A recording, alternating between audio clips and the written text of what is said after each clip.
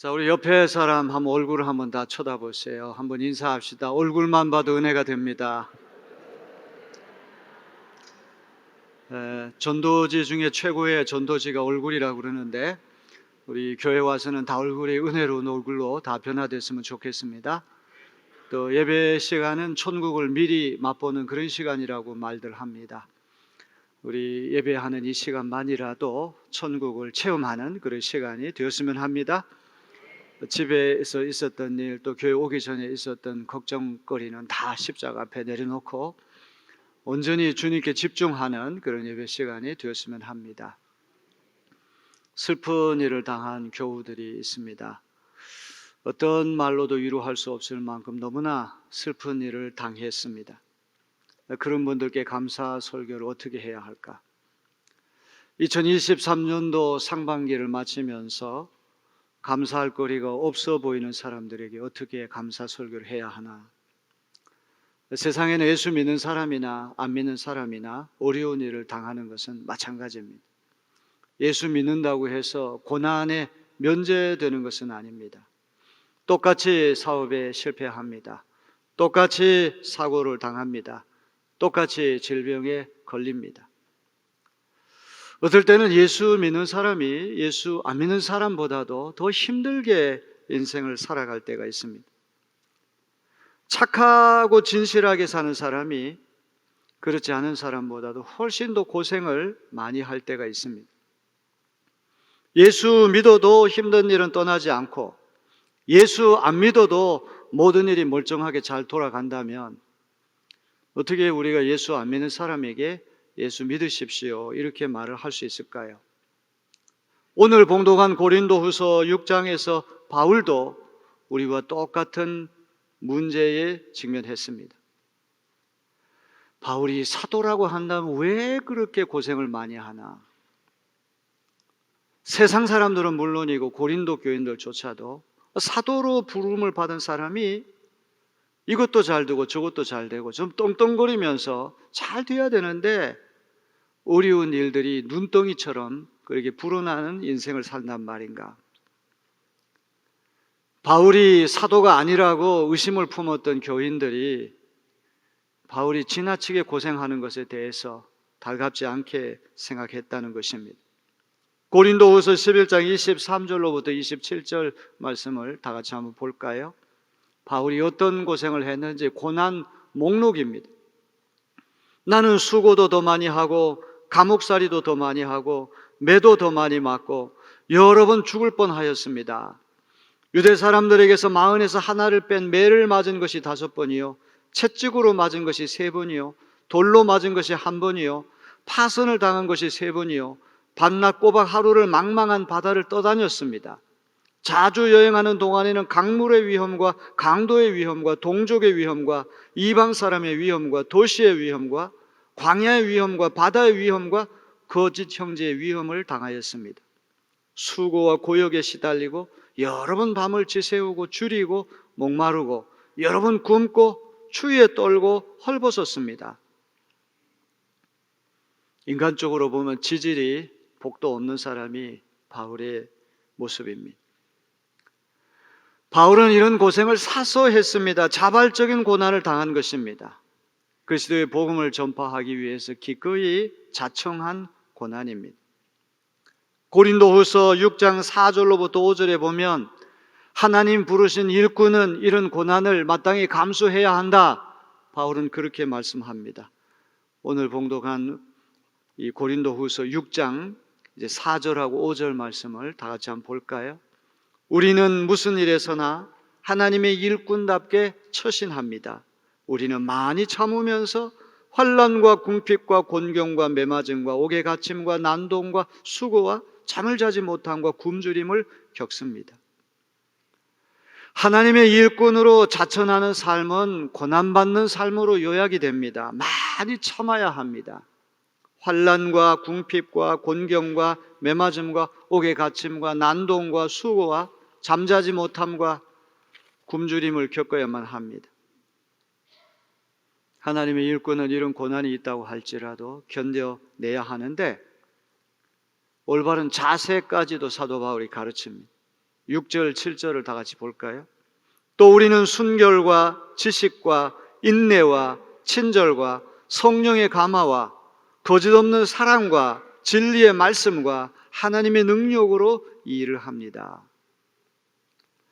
하나님의 일을 맡은 일꾼들은 개역 개정의 번역대로 한다는 깨끗함과 지식과 오래 참음과 자비함과 성령의 감화와 거짓없는 사랑과 진리의 말씀과 하나님의 능력으로 사역해야 합니다.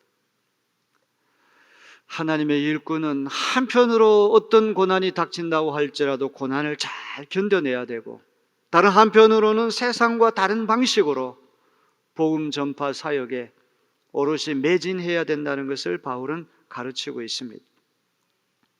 특별히 오늘 아침에 봉독한 고린도후서 6장 8절로부터 10절은 바울에 대한 사람들의 평가와 하나님이 주시는 평가가 얼마나 다른가를 우리에게 보여주고 있습니다. 9가지를 이야기합니다. 우리 하나씩 한번 따져볼까요?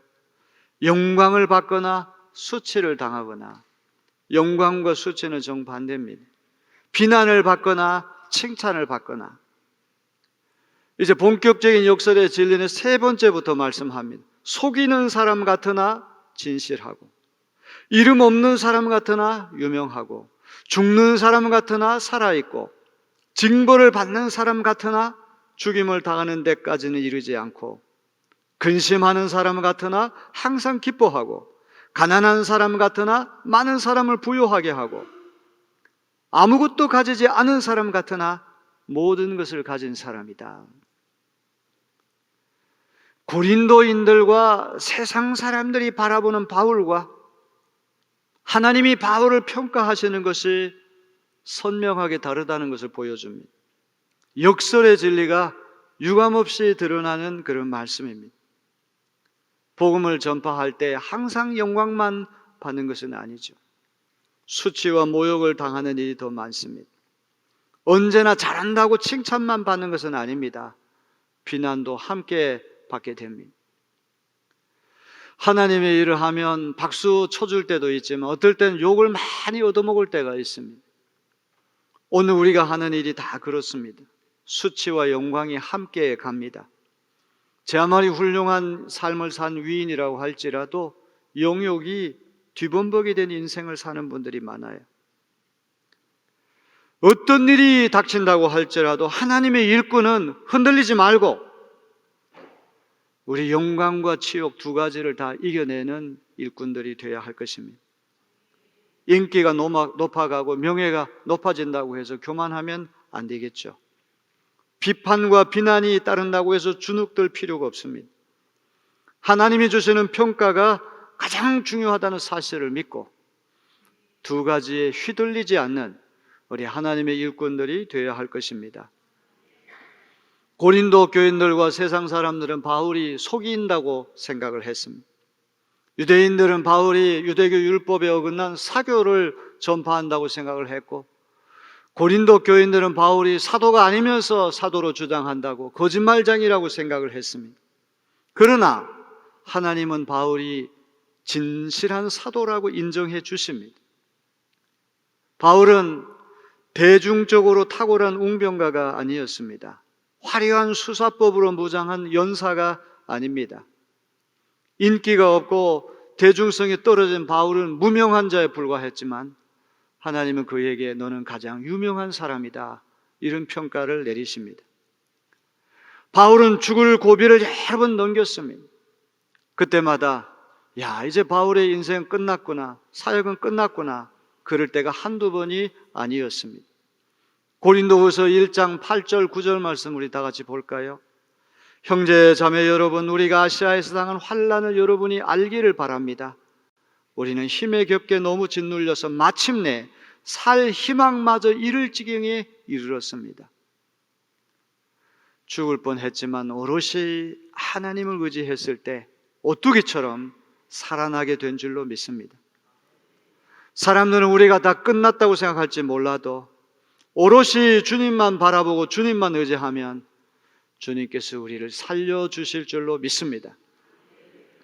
루스드라에서 사람들이 돌을 던져서 돌에 맞아 죽을 뻔했는데 그것을 사람들은 바울이 징벌을 받는다, 옛날 나쁜 짓을 했기 때문에 하나님이 저렇게 심판하신다, 이렇게 생각을 했지만 바울은 죽지 않았습니다. 하나님께서 건져 주셨습니다.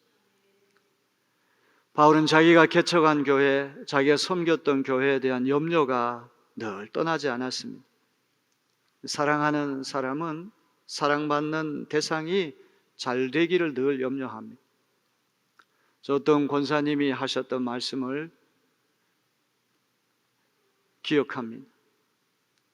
시집 가기 전에는 시집 좀 갔으면 좋겠다 염려하고, 시집 간 다음에는 빨리 자식을 낳아야 되는데, 자녀를 낳아야 되는데 그게 또 염려가 돼요. 자식을 낳은 다음에는 아이가 건강해야 되는데 손주들도 염려하고, 부모의 마음은 죽을 때까지 자식에 대한 염려가 그칠 날이 없다는 것이라고 하는 것입니다. 사도 바울이 자기가 개척해가지고 교회를 낳았습니다. 자식과 같아요.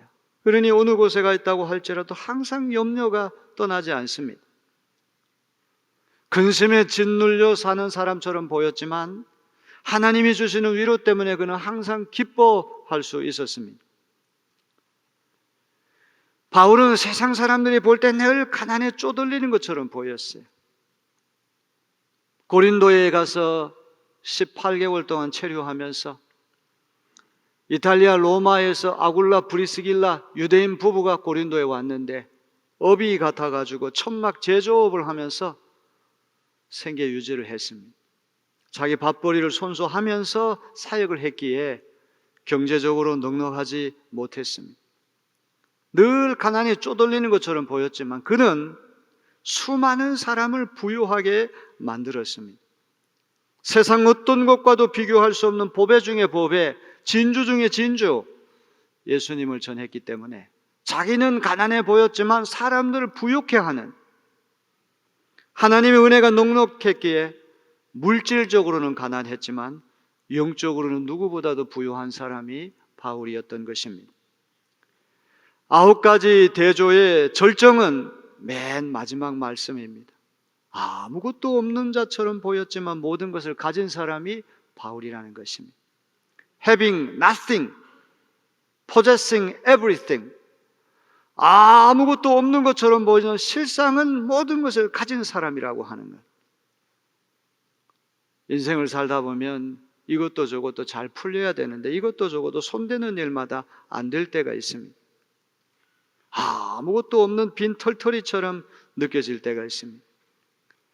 오늘 그런 상실감을 가진 이들은 오늘 바울 사도께서 주시는 이 마지막 말씀을 붙드는 시간이 되어지기를 바랍니다.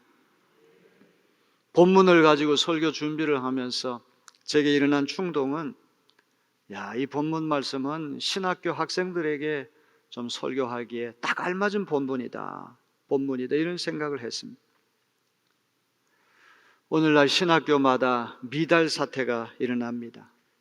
법과대학이나 의과대학이나 경영대학이나 공과대학, 취직 잘 되고 돈 많이 벌고 이런 학교는 학생들이 많이 몰립니다. 의과대학에 들어가려고 아예 초등학교 학생 때부터 의과대학 준비반이 있다는 그런 이야기를 듣습니다. 사회 정의를 구현하는 법학이나 건강을 구현하는 의학이라고 하는 건 참으로 중요한 학문입니다. 그런데 신학대학은 점점 더 인기가 없어지고 있습니다. 신학교 졸업하고 목회해봤자 몇몇 사람을 제외하고서는 고생길이 훤하다 이렇게 생각하기 때문에 그렇습니다. 목회해서 부와 인기와 명예를 누릴 수 없다는 생각을 하기 때문에 사람들이 돈 많이 벌고 편안한 안락한 그런 길은 너나 없이 몰리지만 목회에 지망하는 사람들은 점점 줄어들고 있는 것이 오늘의 실정입니다. 어떻게 보면 바울이 9가지를 얘기할 때 모조리 왼편에 속하는 것이 목회자의 길처럼 느껴집니다. 수치를 당하고 비난받고 속이는 자 같고 무명한 자 같고 죽는 자 같고 징계받는 자 같고 근심하는 자 같고 가난한 자 같고 아무것도 가지지 않은 사람처럼 보일 수가 있습니다.